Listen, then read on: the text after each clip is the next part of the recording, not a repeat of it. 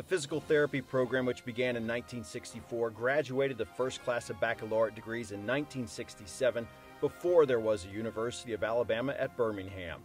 Joan Bergman, the first physical therapist hired by UAB, initiated the PT program. Our first program director was Miriam Jacobs, who worked with Dr. Jonas Salk as he developed the polio vaccine.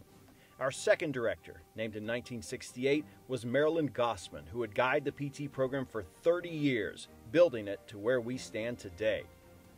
In 1972, responding to the needs of our rapidly growing profession, we broke away from the UAB Department of Education and created a post-professional educational program for licensed PTs to earn a master's degree. 1 year later, extending a trend of innovation and forward thinking that lives today, we established the PT Assistant program when it was still controversial for clinics to have a PT assistant. In 1976, we opened our second master's level program. This time, we established an entry-level master's degree when the majority of programs only awarded entry-level bachelors. Fast forward to the turn of the century, and the visionary leadership continues under the guidance of our second chair, Sharon Shaw.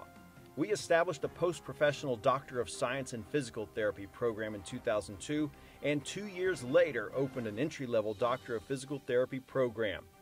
Less than a decade later, advancing the profession even further, we established the PhD in Rehabilitation Science, which will train the next generation of scholars, scientists, and researchers. Over the first 50 years, our program has made indelible marks on the physical therapy profession through clinical care, research, teaching, and service.